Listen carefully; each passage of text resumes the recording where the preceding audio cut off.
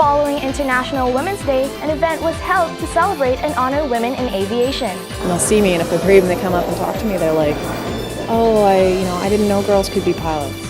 NATSA continues its food drive on campus. They've got other things on their minds, so things can get pretty bare bones around March, April. And in sports, the Men's Indoor Soccer Mini World Cup kicked off. So we gotta be committed to working our best. Welcome to Second Edition News. The food bank at NAIT is running low this month. Staff at the food center hand out over 50 food hampers a month.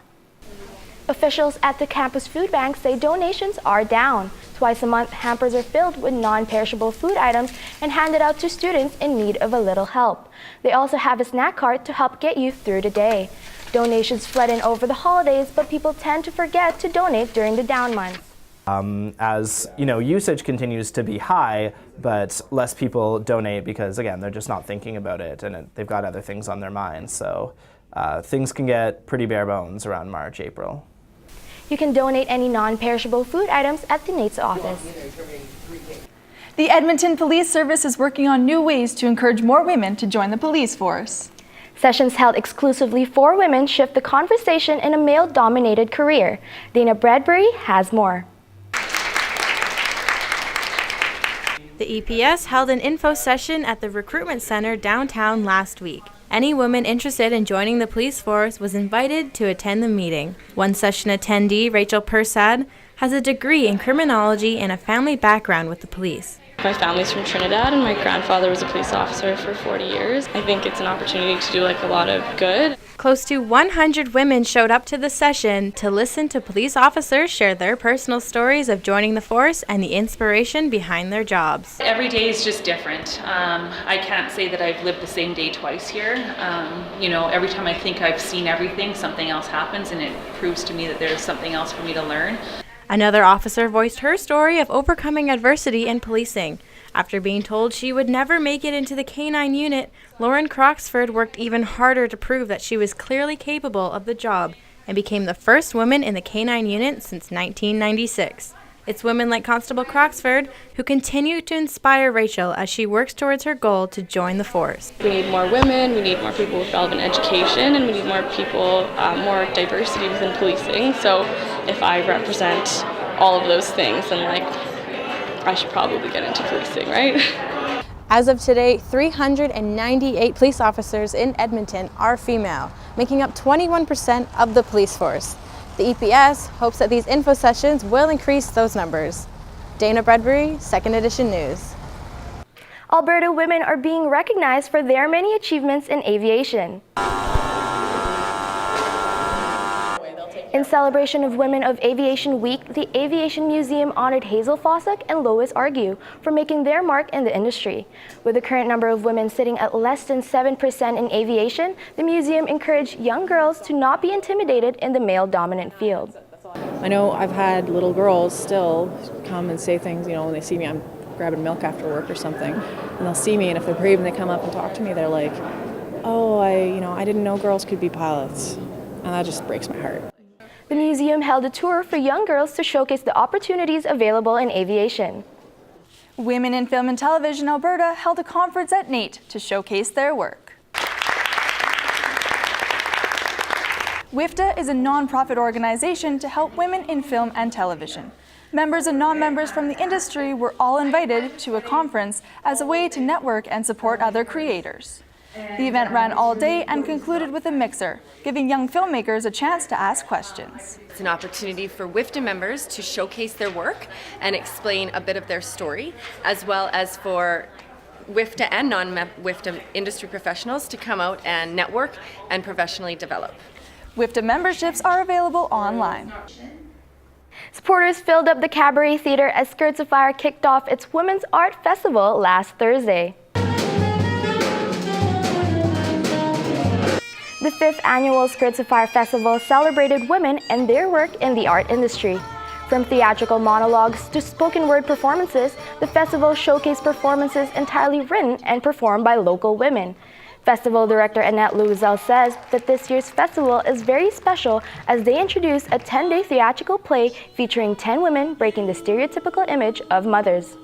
We've got 10 really kind of complicated, diverse, fascinating, entertaining, beautiful monologues that are woven together with a song written by Andrea House. And it's a gorgeous piece of theater. People are just loving it. The festival closed on Sunday. It's Downtown Dining Week in Edmonton, a week when local restaurants serve up some special dishes for customers. Over 30 restaurants are participating in an event which showcases the best places to eat downtown.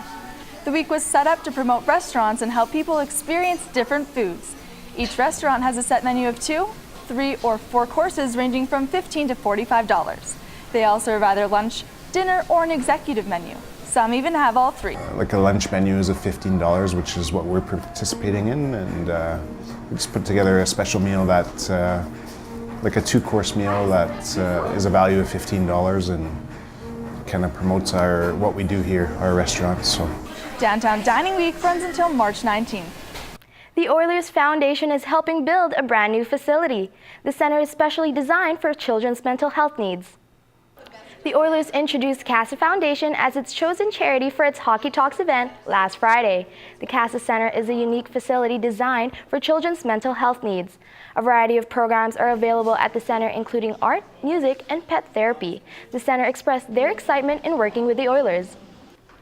We're just excited in terms of this community partnership because it really helps our students, so our children that come into the day programs, or our children and youth coming into our school age or infant preschool, our little kids, they're all excited about the Oilers.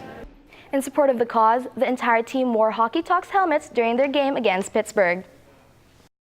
It's been a busy week in sports around the city. Even though OOC seasons are coming to a close. The end of the season is the most exciting time of the year. It's going to be a huge weekend for basketball here at NAIT. The Women's College Basketball Spotlight will be on NAIT this weekend as the school prepares to host the annual CCAA Women's Basketball National Championships. The tournament consists of 8 teams from around Canada. NAIT captured the bronze medal last year, but will definitely have their hands full as they take on the first-seeded and defending champs, the Humber Hawks from Toronto. Tip-off is at 6, but you can catch the early games as the Lethbridge Kodiaks face the Douglas Royals at 1, followed by the Montmorency Nomads and the MSVU Mystics at 3. The late game will see the Holland Hurricanes battle the Dawson Blues, and that game goes at 8. The tournament wraps up Saturday with the winner-takes-all gold medal game at 8 p.m., all right here at NAIT. The Ooks take on the Augustana Vikings in the first game of the best-of-3 series.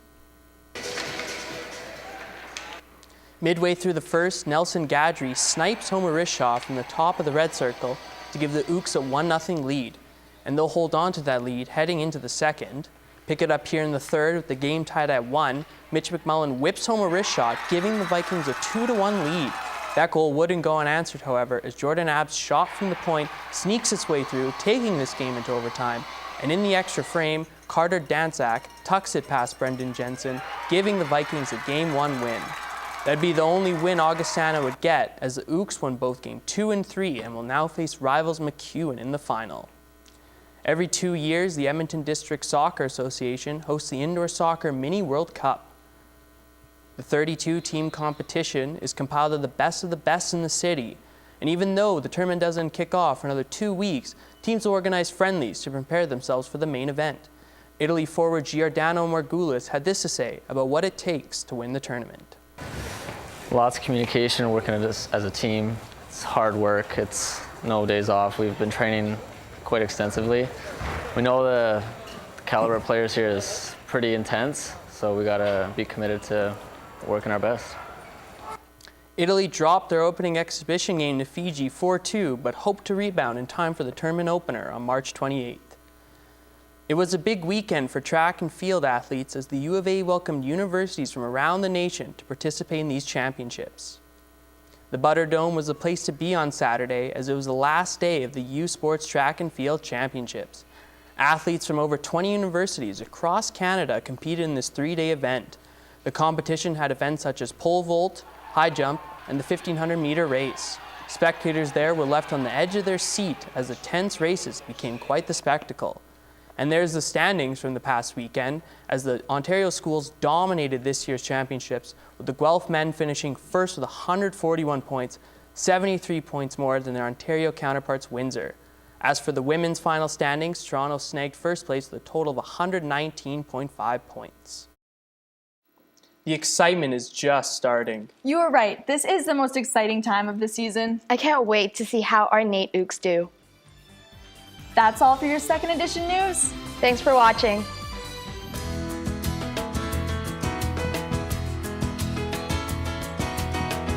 Hello and welcome to Cooking with Ernest. I'm Alyssa Short and we're joined today by Chef Ben Weeks. Now typically we make tacos with beef or pork, but today we're going to shake it up and make a vegetarian option. Exactly, yeah. I just want to make something a bit more healthier. Right, so we're just going to start out with a little bit of onion and jalapeno. And you get that going first, sort of get the flavors cooking, or? Exactly. You basically just want to caramelize the onions. You don't want to get them too cooked. You basically just want to sweat them out. Got it. And that typically is pretty quick. Usually, yeah. Like as you can see, they're already getting kind of clear. So we'll throw in our lima bean here. Which aren't green. I thought lima beans were green. That's. Lima beans are green when they are under ripened. These ones have been sitting in syrup, so they expand and they get a bit more white.